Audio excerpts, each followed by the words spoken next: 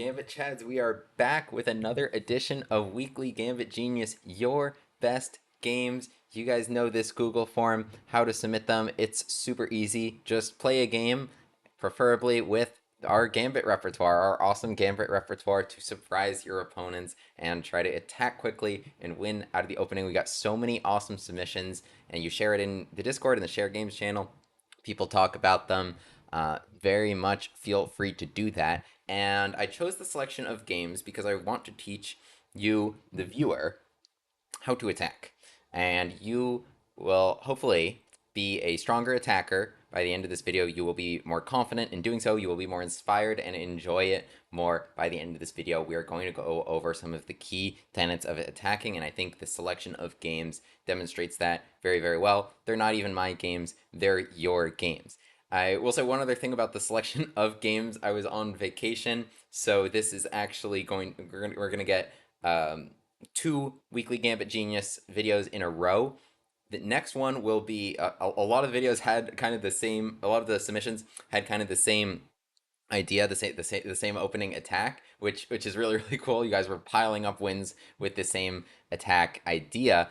That will be in the next video, just because it's a lot of very very similar stuff, and you guys can also learn how to pile up wins. So this one will be more of a variety of openings that are more bound together by their common core tenets of how to attack. So without further ado, let's get right into our first game. I'm very very excited to show you guys how to attack like a Gambit Chad. So this is submitted by Blunder Villager, who got a couple of reactions here in the Discord. Some people were replying and discussing this game. Pretty exciting. Von Popiel Gambit we were going for with e4, which just already gives a question mark. Oh, I'm sorry. That's the right scene. Okay, with a Von Popiel Gambit we were going for, so it takes e4, knight c3. You'll see this later in the video if this happens, knight f6, and instead of just f3 and recapturing on f3 like a standard black Mardimer, we can play this move bishop to g5 first, which is the Von Popiel Gambit with ideas of queen takes f3, attacking a bishop on f5, that comes there very often, and a pawn on b7. You'll see what I mean shortly. However, in this game we did not get a capture, but this strange move knight c6. So like a Nimzovich kind of variation. This is two strong players. This is a rapid game, 10 plus 0, 2100, and a 2019. Very often in the Nimzovich variation, knight c6 you can play, and d5. This is how we get this. And what I generally do, my recommendation against this, is white here can play this move knight c3, attacking this pawn. And after pawn takes, it looks like black is actually going to be winning a pawn here. But what you can also do here is this nice move d5. And this knight doesn't really have a great square after knight e5, queen d4, for instance. Knight keeps getting hit around in h4. These are ideas you guys might remember from a couple other videos, like the Alphabet Gambit, except reversed, of like really hitting that knight around. I think black's best move here is knight b8, after which white's just a little bit better after collecting this pawn.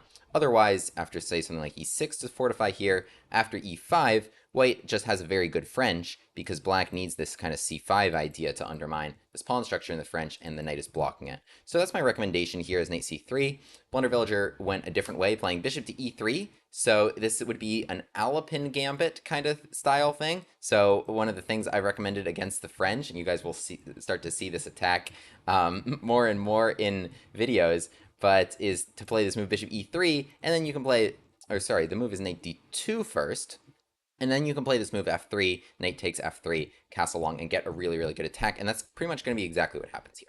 So knight c6, bishop e3 takes, so the bishop is now defending d4. The gambit is finally accepted. Knight c3, there's no bishop to b4 yet, so knight c3 is a fine choice. Often we go knight d2 in an Alapin Gambit, so that bishop b4 we can meet with c3, what would otherwise be a very annoying pin. So knight c3 attacking the pawn, e6. Black is actually really trying to let this one go. Of course, this is going to be the engine's recommendation after white's just a little bit better. Of course, Blunder Villager does not want to do that, and true to the name, offers this pawn, takes, and so white is down the pawn that they want to be down. What is the advantage of this? Well, you'll see after a3, so keeping bishops and knights out of this square. Bishop would have been an annoying pin here, especially if white wanted to castle long, don't want to have to go pawn takes c3, and want to keep knights out of here because this bishop is going to operate really, really well down this file, and the knight here could threaten to trade off for that. Diagonal, rather, sorry. So h6 was played in the game, and so Blunder Villager opts to castle queenside. So bishop d6, castle queenside, castle kingside. So when we castle on opposite sides, here's one of the first things that we should learn about attacking, is that this means attack, right? Opposite side castles means attack, because if we're same side castles, you're not going to be like wanting to push these pawns to get at this king, because you're just going to be exposing your king much more than you're exposing the enemy king.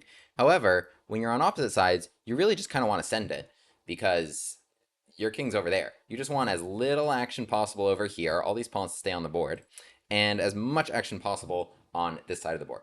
And pushing the pawns, the goal of that is going to be to trade the pawns. So, for example, if white can go here and trade off this pawn for this pawn, that's excellent. Not only does black lose a defender, but really even you just get this out of the way for your rooks. Your rooks will start to be really, really kicking down those files. So h6 and a3 are already going to be actually a little bit of downsides for each side, because they represent hooks to trade off pawns, right? Like if this pawn got to g5 and this was flat, they could kind of move away, and you wouldn't really be able to trade off a pawn so easily, right? Like you can get this all the way to h6, that still is something, but then g6, and okay, unless you have some checkmate ideas here, might not always do so much for you. So you'll have to come up with some other ideas, like maybe just trying to attack h7, maybe the old-fashioned way, right? But the pawn's here, and it represents a hook for trading off. Same with white's pawn here, of this pawn getting to b4. So both sides are actually trying to do that with a6. Black is in a much worse position to do this race, though, because white's bishops are pointing this way, and white already has some files and some pieces ready to go. White here has a development advantage. Black has a pawn advantage, so they should try to not allow this attacking race to happen at all and try to play in the center with this move e5. And if they're able to just kind of play e5, just make some trades here, this attack might, so for example, that's being threatened, right? And so like, let's say you go bishop to d2 so that you don't want to have to go pawn takes, then rook e8. If there's things opening up in the center, it kind of gets harder and harder to play on the flank, because the center is the center. It just kind of immediately demands your attention, so without giving you much of a choice. So if you're trying to play on a flank, what you really want to do is keep the center closed, keep as many pawns on the center as possible, so that you're able to focus on that one side of the board. So here comes h3 to try to support g4. Black is trying to do the same with a6 and b5, but white is going to be quicker to the punch. g4, and immediately black is realizing that if they proceed with b5, indeed white is quicker to the punch. g5 here is now going to force this trade. Takes. Black can play this move b4, but then after knight to e4, this pin is cooking, right? This pin pressure there, and also this idea of rook g1 is going to make pawn takes f6 even worse, right? So black is already looking at a lot of critical files opening onto their king, which can end in checkmate much quicker than this. So for example, takes, you could take f6, let's say check, king over, and this is how white's so much faster. Any knight move, maybe even this check, right? Any knight move here, and the queen comes to h5, and that's just going to be that. So open files, very, very, very important. So knight to h7 played. Again, better to fight in the center of the board, knight d5, maybe try and go pawn takes d5. Knight to h7 played, really trying to fight against g5. h4 prepares g5. I will make the note that g5 can be played anyway. Pawn count is not super important, right? Because, so, okay, black has plenty of defenders here, but after rook g1 and h4, these five, like, so imagine this, h4 gets played, takes, queen to h5 comes, we're threatening this, bishop h6 comes, right? This is just going to be very, very, very checkmating kind of situation here. For example, takes and checkmate. So with all of white's pieces pointed so well, and note all the activity happened on the king side in that situation. Nonetheless, white plays h4, which is a totally fine move. I'll just note that every move counts a lot, because it's kind of a race, right? You want to be attacking first. So f5, black is now very focused on this side of the board. b5, indeed, they would be losing this race still, right? So the a6 move, not looking very useful here. So f5, trying to play it like this, and white correctly just pushes past with g5, trying to make this trade happen, right? So takes, h takes, then this h file would be very, very strong. This queen comes to h5, attacking the knight, and it can be checkmate very, very quickly down this line with the support of the rook. So g5, black's best bet was to execute what we call the push-pass roll, which is something you should be very, very cognizant of, and a very good defensive resource is just playing h5. if you don't want a file to open, just push past and deny the pawn trade, right? So it's still a little awkward for black. You can see they played this, they played this, they played knight h7, and here after just something like bishop c4, attacking e6, you can play d5. This is still a very, very nice position for white, and in fact, even for the pawn, this is plus 1.4. I'm looking at the engine right now. So let me close the engine though. H5 was still the best try. F4, black tried to throw in this move F4 to maybe throw the bishop back before maybe playing H5. But here, this is already too late, and Wonder Villager whips out an excellent finishing combination. With just all the focus on that side of the board, able to play pawn takes H6, and allowing the capture of the bishop. Notice there's no focus on white's king this whole time, just simply rook hg1. Rook was doing nothing here, stuck behind this pawn, but now threatening rook takes g7, which is also going to coordinate on this knight. That's a very, very rough situation, and this file is just so strong because there's no good way to defend this. There's no good way to defend this. This knight's going to fall, right?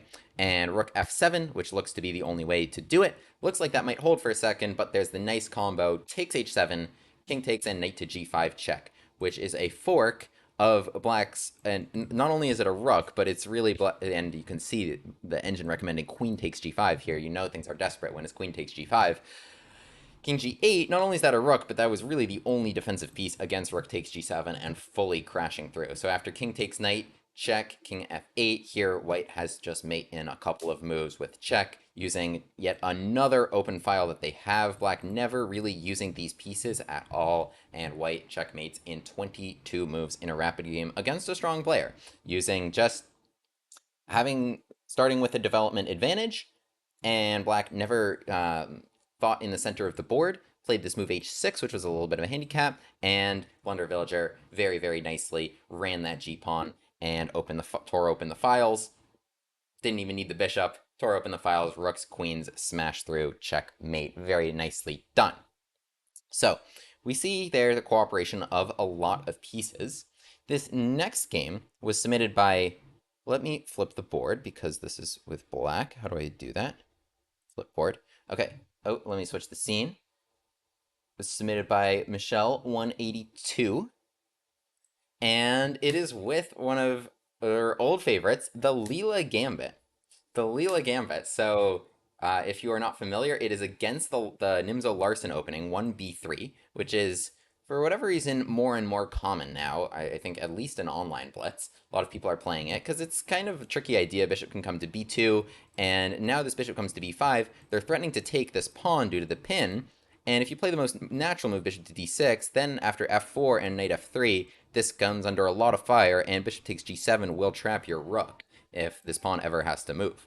So, can be a very difficult situation for black very, very quickly, unless you know the LEELA Gambit to play this move knight to e7, allowing the capture of this pawn, and now after a6, white is very, very forcing sequence here. Bishop can't move. The bishop cannot lose this pin at any cost because they will just lose this, right? If this moves away, the bishop dies. So they have to take, allowing this capture, knight takes c6, tempo on the bishop, bishop runs back to b2, and now, great move by Michelle, queen to g5, attacking g2. This is all in our preparation. We've covered king to f1, queen to f3, g3. This is a really fun position for black. Lots of compensation, an excellent bishop pair, quick castling, great files for the rooks, and d4 is also a very nice breakthrough. But immediately, white is without the light square bishop and has to deal with this pawn. They push g3, which is not the best. King to f1, this very unnatural move you see there, being recommended as the best move. After g3, the issue is bishop to g4, and you'll note lots of dark square pawns, no light square bishop to cover these holes. Bishop g4, we covered, I believe, f3 in the video. Bishop e6 and d4 become very strong ideas after castles. And this move is not covered in the video. Knight to f3, you'll note, will lose that knight immediately due to this pin. And white's complete non-control of the light squares. So queen c1, not covered in the video, not the best move. How should we respond? Here Michelle is on his own for the first time. Plays castles long. Good choice. Okay, it's saying d4 is better. Regardless, castles long is something I think you want to do. And d4 is now going to be black's main break in the middle. And regardless, this position is just impossible to play for white. Yes, you're up the pawn, but you have holes all over your position. Almost all of your pieces are stuck on the back rank, and this king is not close at all to safety. White is going to need several moves in order to get the king out of the center of the board and into safety, and even then that's actually illegal. And castle short, even if they could arrange that, it would probably get checkmated there as well. So just not a good situation at all for white. C4 did not help. I think, if anything, maybe D4 against black's main breakthrough in the middle, because now, so we see our opponent's, remember, so we saw our opponent's king on the king side before, and we tried to push pawns and open things there. Now our opponent's king is in the center. That's even better. That's even better. We can tear open the center, get the king right there before it escapes. We gotta be quick. We got to be quick, because when the king's in the center, that's really juicy. That's a lot of things are open and you can get at it from all sides. That's even better than the king being castled. So c4 just invites what black should be playing anyway, which is this move d4. And black is now looking at pawn trades in the middle and going to collect all these rooks into the game. Knight to e2 takes... so this knight coming to d3 is a very, very strong idea. I think, for example, after knight to b4, this is looking almost unstoppable. I think that was also kind of true in this position.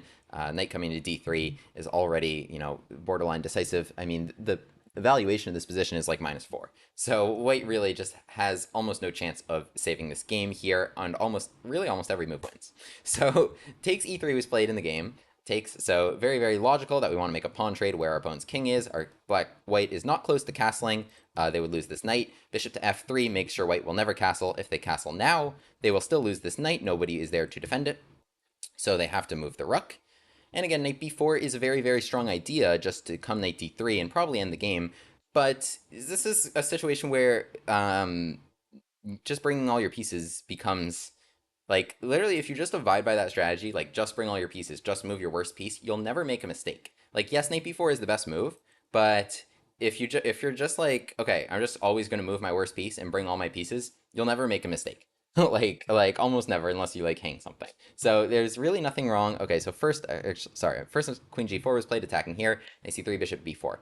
So the bishop comes in, attacking here. So here comes this bishop, comes out to b4, threatening now to take e2. This knight is pinned, so it's not defending. This knight now needs to move or be defended with this. Knight e5, again, still knight d3 is very, very strong, but there's really no rush. White actually cannot castle due to this rook now. There's really no safety for white anywhere on the board. And so here comes knight e5, coming in knight to d3. And knight to d4 played. Yeah, so really nothing much to do about knight d3. It would force the king onto the same line as this rook, after which some brutal discoveries, so for example, if we just put this on the board, some just absolutely brutal discovered checks would happen, where this knight can really take anything it wants. So the possible really to keep this knight out of d3, rook d1 is not helping either. You can bring in the other rook, for example, and knight to f4 is recommended, but it still does nothing because that knight can't stay there either, with knight d3 check coming. So knight d4 makes some sense. Trying to look at maybe queen to f5 check, a sneaky idea to swap the queens. If you're getting attacked, you want to trade particularly the queens. It's very hard to do an attack without queens on the board. So if you are the one attacking, right, this is another key principle that we're going to be learning here. If you are the one attacking, keep pieces on the board. Specifically, don't allow queen trades. So with this move, rook to e8, there is still actually no queen to f5, just by virtue of bringing all the pieces into the game. Takes, knight to d3 check is winning plenty of material here for black. So, and remember, black's down only one pawn. You'd think they'd be down like a rook for how good this attack is. So a3, attacking the bishop. And now, finally, as soon as we've brought all the pieces, we've put them all on really nice squares. Look at how good all of black's pieces are. There is a very nice sacrifice in this position. It was found by black. This is a very nice move. Rook takes d4. If they recapture the rook, knight takes c4. A nice discovered check on the e-file now, covering king d2. And so white here literally has no moves. They have to just kind of do this, and they lose, right? So, because pins this way, it's just an absolutely brutal situation for white. They take the bishop instead. Now here comes knight to d3 check, that the rook is now defending it again. King comes to d2, and we can even use this rook, even though it's en prise, we can even use it for a nice check here. Knight takes b4, just a nice way to finish the game after takes, just take the queen. And now we're up plenty of material, and here black cleaned up the rest of the game pretty quickly with white's king floating and black having a queen on the board, which typically allows you to checkmate floating kings. So a really nice example out of the LEELA Gambit. White just had no chance out of the opening, just all on the back rank. Black did a great job just striking in the middle, bringing all the pieces, and eventually, once all these pieces were brought in, found a really nice sacrifice that just completely destroyed them. And good example in the technical stage here, just cleaning up everything that was available until the king was just wide open and checkmate. So nice game by Michelle, 182, bringing all the pieces, keeping queens on the board, and attacking kings in the middle of the board was some good things we learned there. So another submission here by Blunder Villager. And oh, I will say, that reminds me. So the most reacted to and the most discussed game in the Discord, among the submissions I received, was, how do I put this lightly? It's not this game, but I'm gonna show it at the end of the video. Uh, Degeneracy? I don't know how to describe this. Um, but for whatever reason, people liked it a lot. So I didn't want to include it, but I felt like I had to since people liked it so much, and gotta abide by the democratic system a little bit. So I'm gonna show that game at the end. I think it'll be pretty funny, especially after seeing so many quality attacking games.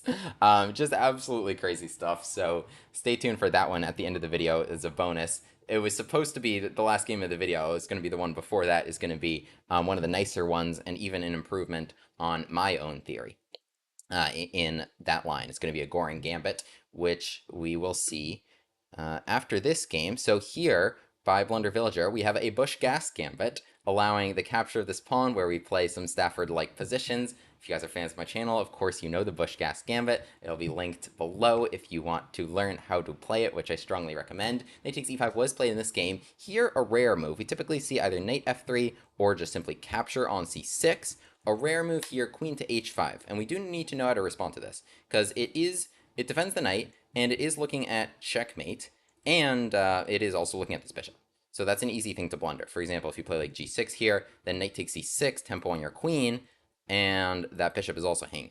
So tricky situation here. You got to know what you're doing. And queen to e7 was a nice move played here by Blunder Villager, defending f7, attacking this knight again, and defending our bishop here. So now if knight takes c6, for example, we can just play queen takes e4, recapture the knight, or sorry, well, maybe recapture that way so that we don't lose our bishop here. Or even pawn takes c6, knight f6 coming with tempo. Everything here is looking all right. White here plays another mistake, though. Knight takes f7.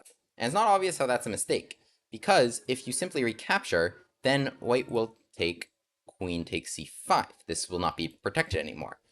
And if you play this move knight to f6, which looks very natural attacking the queen, so queen moves away, right? And then nobody's attacking the bishop, so you take it. However, knight to d6, double check. Double check means you have to move your king, and then they can take here, and I guess they're doing all right. So, with a temporary blockade. So we got to play this precisely. So g6 is correct and is the right way to deal with that. Knight to d6, now we can just take it. So queen moves, queen d5. Another trick, though, queen takes f7, takes here. It doesn't allow king takes f7. So we need to find one more precise move, and it was found. Again, knight to f6, hitting the queen. And here, white had one more trick, queen c4, staying tethered to the bishop, right? If they just moved away, then we can take this. But still, don't take it yet. Queen takes c5, you don't want to make that trade, you want to win that knight for free. What do you got to play here? d5. Very nice move using the fact that the queen is pinning this pawn. So we're attacking the queen, and finally, the queen is chased away from the bishop, allowing us to take the knight. Now, king takes f7 would have made a lot more sense, because you're just up a piece now and you'll be fine with the queen trade. However, the reason, and this is how the game made the cut here, played the crazy move queen takes f7, taking the knight a very strange way. So after pawn takes d5 check, just allowing the knight to stay on prey with this move king to d8. So much crazier than is needed to actually win the game. But I guess we are having fun here. So if they take the knight, the point is rook e8. White has no pieces in the game, which means there's nobody to block against winning the queen. So king to d8, the point of that is that we're activating another piece trying to play rook to e8, even though we're a piece ahead. But white has no development because they move their queen a lot, so we're having fun here. In the game d3, rook swings to e8 anyway, so bishop to e3. White got one piece in the game. They're able to play bishop e3. But now we bring another piece into the game, bishop g4. There's no f3 because that pawn is needed to protect this bishop. Bishop to g4 played. Queen shifts over to d2. And only now do we play knight takes d5 after bringing in many, many pieces to the game. You might say, our king's in the middle. Isn't it unsafe? The answer is no, because there's no pieces to attack it. right? If your pieces are so good and controlling the whole board, then and your opponents are very bad, it's like in a king and pawn ending, if your king is in the middle of the board, completely exposed, is it unsafe? If your opponent only has pawns? The answer is no, because they have no pieces to get you. And that's kind of the same general principle here. White has no pieces to get the black king in this situation. Black is controlling everything, and white's king is the one unsafe, and that's just due to the activity of all these guys, for example, now attacking this poor pinned bishop on e3. So bishop to e2, trying to break that pin. d4, it's recommended here, doesn't help much. You can just take that. This is protected, and everything is hanging for white. So bishop to e2, trying to break that pin, and here a really, really nice move. White is just trying to at least castle, even though they're down a piece, but a really, really nice move that's just going to end the game, and it is rook takes e3. Rook takes e3, 2 exclams, bishop cannot move because of the pin. After pawn takes e3, bishop takes e3, nasty sequence. The queen is hit. The queen has no squares this way. It's covered by the knights. Queen only has this square, which would allow queen to f2 mate. That takes away the one square for the king. So the queen is hanging here. Rook f1 trying to counterattack our queen. However, bishop takes d2 is check, so we're good. And now queen e7, yet another pin. King still in the middle of the board. So here we are just completely winning. And I guess we got him. Let's see. Take. King d7. I like king d7. We're trying to bring in our last piece. We haven't brought that in. This is just a 3-minute game. Just make some trades, rook trades. And okay. Nice little finishing sequence there. Knight d2 check. So after takes, rook f1.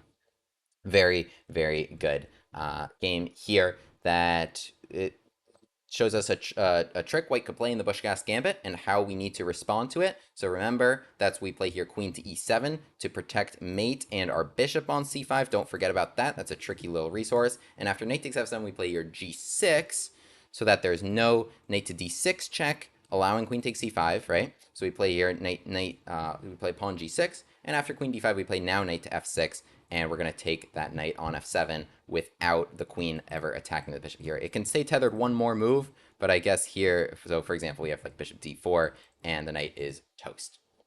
So fun game, and also I like after that the spirit here of not even trading the queens and just winning the game up a piece, which is a pretty safe way to win a chess game, but keeping things on the board, bringing in all our pieces, and a really nice sacrifice here that knocks him out. So people liked that game on Discord.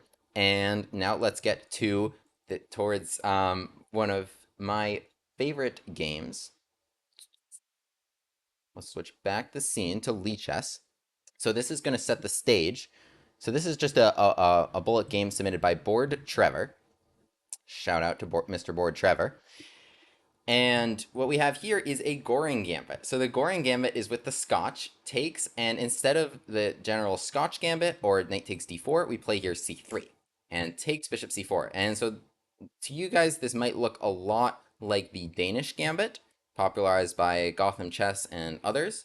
However, with the Danish Gambit, we don't have these moves included, and black has a lot of nice outs in this line, like easy ways to just get a solid position. For example, d5 there, or d5 here, and after knight to f6, bishop to b4, they can castle quickly, and they can just kind of know a couple things and get out of it. You really just need to learn one time, this is the refutation of the Danish Gambit, then you're good.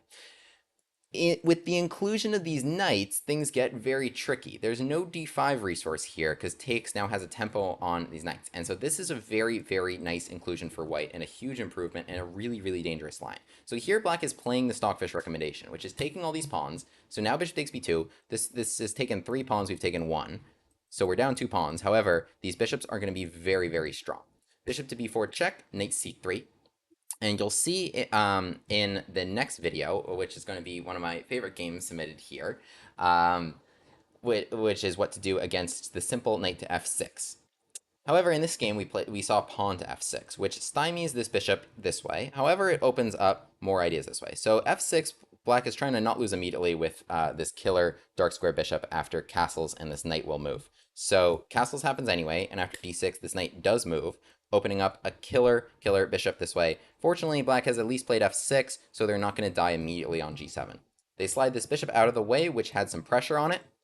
Already black is in some serious hot water. They really have to know what they're doing, or else they can lose really, really quickly. They're up 2 pawns, but their king's in the center, and these diagonals get really, really tough really, really quick. So with this pawn on f6, a really nice idea was found here by Board Trevor, which is this nice move knight to h4. I like it a lot. This is closed by virtue of f6, and this is open, right? So when this f pawn moves, something we want to do is actually play this move queen to h5 check if we control this square. This is the key square to control, right? So sometimes queen to h5 is just g6 and you just get kicked away and it doesn't really do anything. But if you control this g6 square, then it's a total knockout, because then knight takes and you can take that rook if they take here. This is a pin. So really, really strong idea to play knight to h4, threatening this move queen to h5. The other issue for black is that if they play knight e7, which actually does control g6, so it allows them to not lose immediately, here they can play g6, right? Because they have knight takes g6 instead of pawn takes. So they can play knight e7, which looks like a nice developing move, but here's the issue of still the strength of this knight and this bishop and this diagonal. After g6, we can just play knight takes f6 check, and this is just going to be checkmate. So this pawn is needed too many different ways to cover against this and to cover f6. So knight to h4, really strong threat of queen to h5 incoming. Black here plays this move h5. It wasn't really obvious what they had to do. It looks like knight a5 and queen h5 and some sort of king move, but it's still more than +1 anyway, even though white's down 2 pawns. So h5 introduces the rook as a defender here, and Board Trevor decides to try to put the queen on g6. It's a bullet game. You see an idea that looks good. I have no problem with just doing that idea. The top move according to the engine was this move knight f4. Very strong, trying to take that pawn, but also trying to play knight g6, make the rook move, and then take that knight. And I think that's looking like a kind of unstoppable idea. The other point, I think, is like queen b3, bishop slides into f7, right? There's all sorts of kind of like checkmate ideas you can imagine, like check, and now like the knights can pour in here, and this would be mate, for instance. So not easy to guard against. All these pawns are on dark squares, and all these white pieces control the light squares around black's king, and it's Swiss cheese, lots of holes, right? So queen to f3, knight to e5 played, bishop to g4 would have been a little bit of a better idea. Still, after queen g3, h3, I think this queen is going to crash through onto one of these squares. Knight to e5, and just queen g3 anyway, which actually just allowing that bishop to hang. The strongest idea, the recommendation of the engine is to take this knight and just to swing this rook into the game, after which I think now they need to cover this way, and now queen g3 has really no inhibitors. The difference is that queen g3, both players missed this idea because now white is threatening to take this knight and slide in queen g6. Both players missed this idea to play g5. g5 would have been a nice defensive resource for black against queen g6 and against queen takes g7. However, there's a very, very nice line white has here, which is that they can take this knight anyway. And after pawn takes, play this move rook d1, threatening lots of stuff this way, and it might look like, okay, what's the point? They can just take here. There's a really, really nice knockout blow in this position, which is knight takes c7, check, opening up the rook onto the queen, queen takes c7, queen g6. If king e7, this is checkmate with the rook controlling, and if king f8, we can go check to deflect the queen from the f7 square, and this is a completely forced line if they play pawn takes h4, but otherwise, I mean, this position is just quite bad for them. They could play here like bishop t7, but then something like here, and another sacrifice. All of white's pieces here are playing quite well, and this is a really ugly situation. For example, rook d3, rook f3, just trying to get around and use the files around these pawns. So really, really fun stuff when you can keep your opponent's king in the center and just flood all your pieces towards that king. Things tend to work out for you. Things tend to just kind of work out for you. So queen g3 played anyway, rook to h7, guarding against the g7 pawn, but that wasn't the main threat. The main threat, even worse, was queen coming to g6. So now it takes the knight that was defending g6, and queen g6 check will win the rook. Black could not defend all of the threats because they were rather difficult to defend. And here, yes, so there was a gorgeous checkmate sequence here that Board Trevor, I think, noted after the game. It's very, very difficult to see. You guys can pause the video if you'd like, but there is checkmate in 3. It is with this move, queen takes g8. Would have been so nice if that were played. It was one of the reasons I wanted to show this. Takes, knight takes f6, double check. Remember, double check means you cannot block or capture a piece. You have to move your king. And king f8 or king h8, knight g6. What a gorgeous mate of these knights just controlling every square. Gorgeous, gorgeous checkmate, completely forced. King h8, knight g6, also checkmate. Wow, wow, crazy stuff. So c6. Anyway, that wasn't played. Position's completely winning anyway. Knight g6 check wins the game as well. Rook d1. Don't forget to use all your pieces. With king's running away, had to catch it. Used more of our guys here. Rook takes d5. Now winning the queen. Very nice game by board Trevor. Shared here, and the queen sacrifice was discussed there as well. Okay, I promised a Goring video, a Goring game, which had an improvement over what I actually recommended. So here you go. Here you go. It is submitted by Dawashi Chess. Shout out to Dawashi Chess. So this is the Goring Gambit played here. This is going to be the top game before we'll have the bonus game, which is the one that I called Degeneracy. So no offense. Bishop to c4. Here we have the Goring Gambit again. Takes b2. Bishop takes b2. This is black is playing this line because this is what looks the best in this position. This is actually considered to be the refutation of the Danish. So even strong players who know the refutation of the Danish Gambit will probably play into this position. So knight to f6, castles, castles. It looks like black escaped. They were able to play bishop to b4 with check, right? And now castle's here. However, we have this very strong move, as I touched on before, knight to d5. So knight to d5, now a really, really strong knight opening the bishop this way. We are threatening to force g takes f6 with the bishop's control of that. And after knight takes d5, pawn takes d5, this knight is not really going to have many good moves. Queen to d4 is going to be threatening checkmate here. f6 is not really going to be possible because of that diagonal as well. So, like, lots of ways to really win this game kind of quickly. For example, here, queen d4, f6, and I think just some bishop move here. A d6 check. And bishop d3. Yeah, attacking the bishop. Takes queen h4. My goodness, these pieces are so good. h6. And we can zigzag our way in there with all of black's pieces on the queen side being quite useless. So, yeah, wow. Really nice stuff. Lots, I mean, it's just, like, I couldn't even cover all this in my original video, which is already, you know, long enough and covers, I think, the most common lines and what I consider to be the most important ones. But, I mean, there's just more and more that keeps coming up, and this is why the opportunities for brilliancies keep coming up and up and up in these gambits, because they're so dynamic. It allows us to play such awesome chess. So knight d5 here, knight takes e4 was played in the game, and here is where I recommend in my video, I believe, this move queen c2. So queen c2 attacking the knight, and the point is that we're kind of just winning a piece here, because the knight is hit, and once the knight moves, we can play this move knight takes b4, and queen c3. So there's this nice little trick here that threatens mate on g7, and also that the only issues we have to play, like pawn takes f3, I believe. But we're still quite winning in this position. Check, king h1. For example, here we're threatening rook g1 as well. So this is still quite winning. Black can get a few pawns for the piece if they play it right, although their position is still going to be quite bad.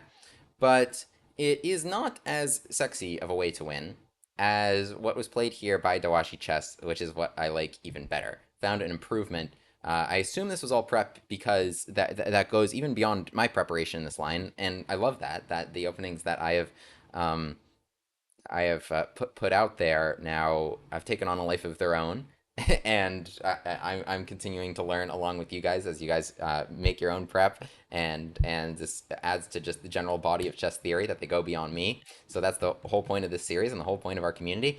But so here we have this nice move, bishop to d3. So the bishop, as often happens in the Goring Gambit, once this pawn gets taken, goes back bishop to d3, attacking the knight, and is redirected this way. So you can see white now down 3 pawns, but the power of these bishops and our knight being placed very strongly on d5 is really going to shine through momentarily. So here, black plays knight d6. So the best move in this position is going to be f5, after which, though, that would just lose a piece, because takes, and queen to b3 is now check due to the opening of this diagonal, so we can just pick up that piece.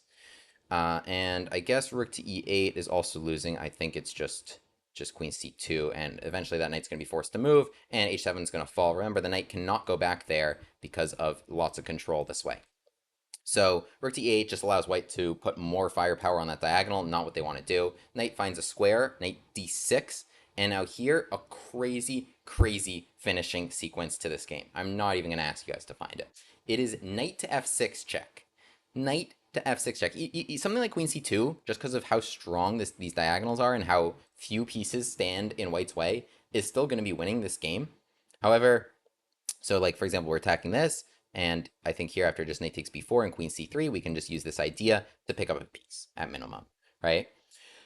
But knight to f6 check, crazy move, right? So takes f6, what is the point? What are we doing? Knight g5. Oh my goodness.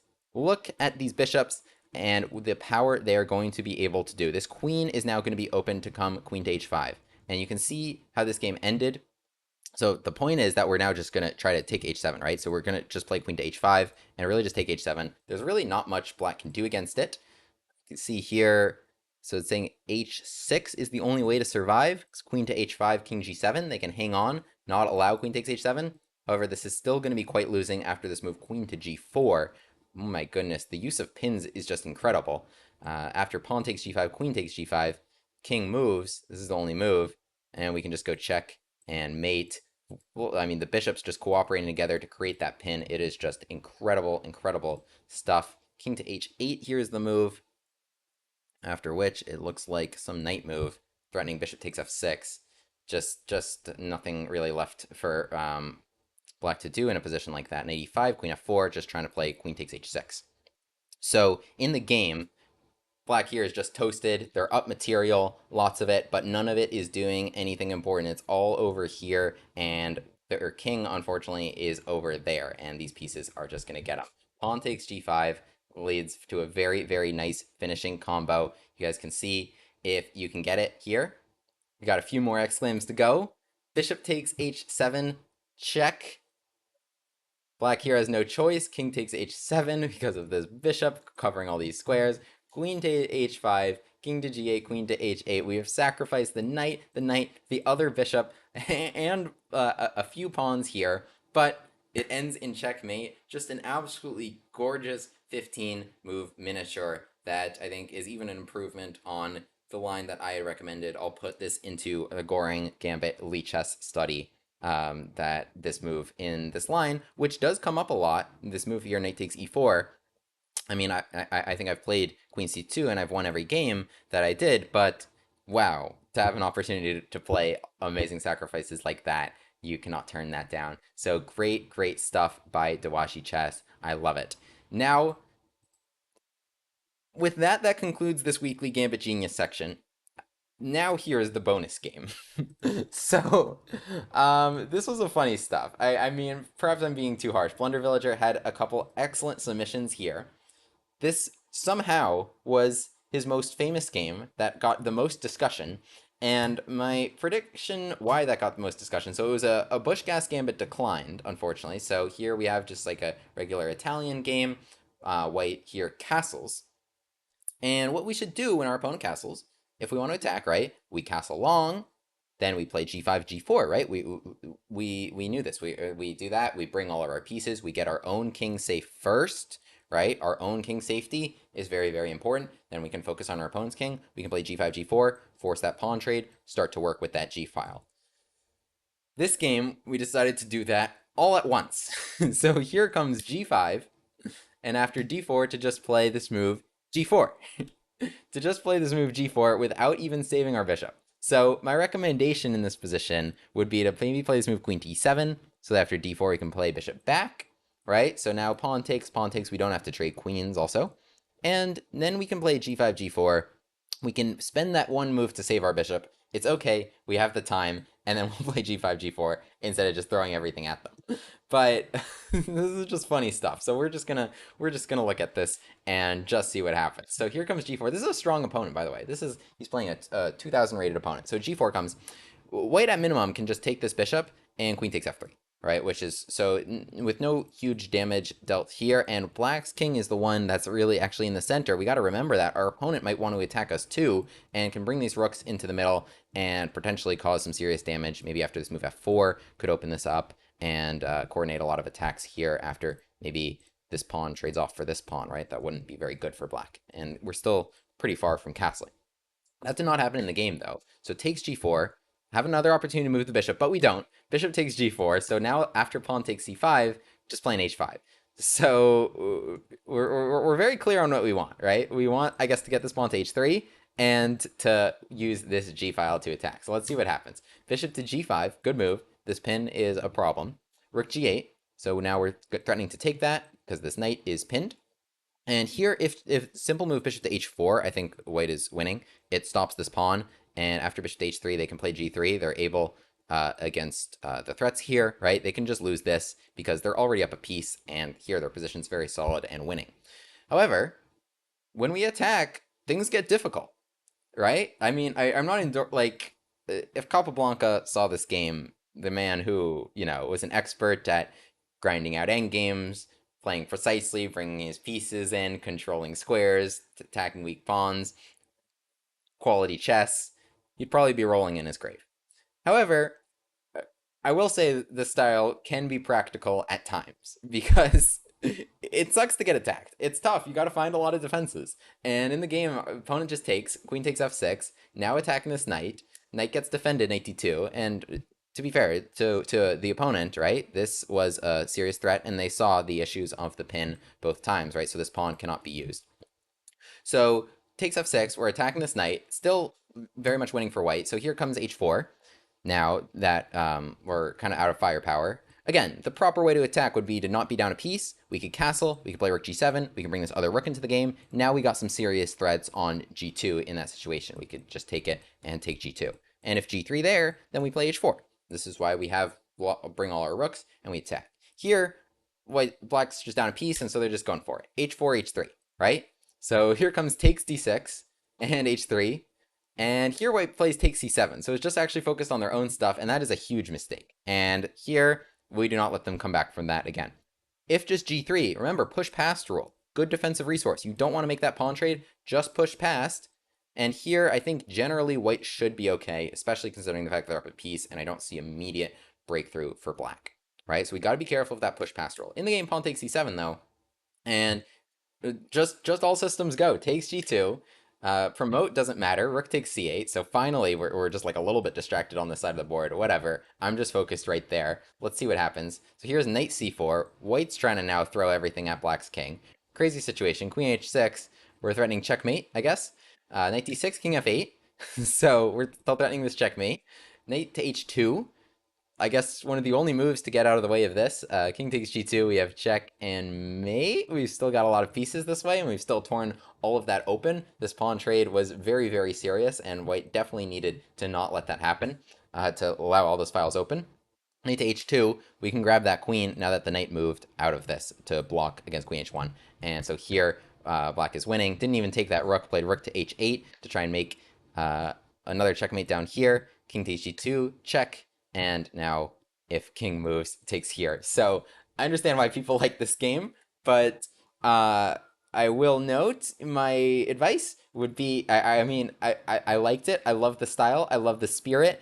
But you can move the bishops out of the way. You can castle your king. You can bring all your pieces into the game. I would certainly recommend that, even though I just showed a game where not doing that worked against a strong opponent. So, but yes.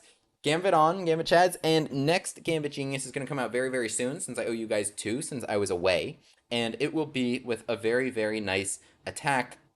I grouped all of them with that very similar attack out of the Von Hennig and Von Popiel Gambits, where we play this nice Queen E1, Queen H4 idea. I'm really, really excited to share that with you. That's another great example, but I thought it would be nice to group all of them together and to group this variety together, and hopefully you guys learned a lot about how to attack, and you guys got imbued with the Gambit Chad spirit. Please submit your games. Please join the Discord. Please like, subscribe, join the community. It's super easy to submit a game. You're playing online anyway. Hopefully you're playing with these Gambits. I'll link them here pretty much with my Gambits. The first video is just like a completely free chessable course, right? There's all the prep. There's a Elite Chess Study linked. There's everything you need to know to play it. Then you see a lot of example games. And honestly, even if you retain just some of that information, you'll retain a lot of the ideas, and you'll know more than your opponent about that opening, which is zero, because these are all really, really new stuff. Your opponent will probably know absolutely nothing about that opening, and you'll know more than zero at a minimum, even if you're like, I can't remember all the lines. I don't even remember all the lines. It's okay. The point is that you take away the ideas and that you're able to once you do that, you're able to play games like this and submit them and get them featured, and you'll gain a lot of elo. I saw I include a note here about anything else you would like to add about the game, and a lot of them are just really, really nice stories about how much you guys love these openings and how much rating you guys gained online and how much more you enjoy playing chess in general. So that's great stuff. That really warms my heart, and that's why I do what I do. So you guys will find all those openings you can play and links to everything, the Discord, the Google form, and everything else. And I'll see you back for the next Gambit Genius. Thank you guys so much. Don't forget to like and subscribe, and take care, homies. I will see you all next time. Thanks again for your games. It's such great stuff. Gambit on.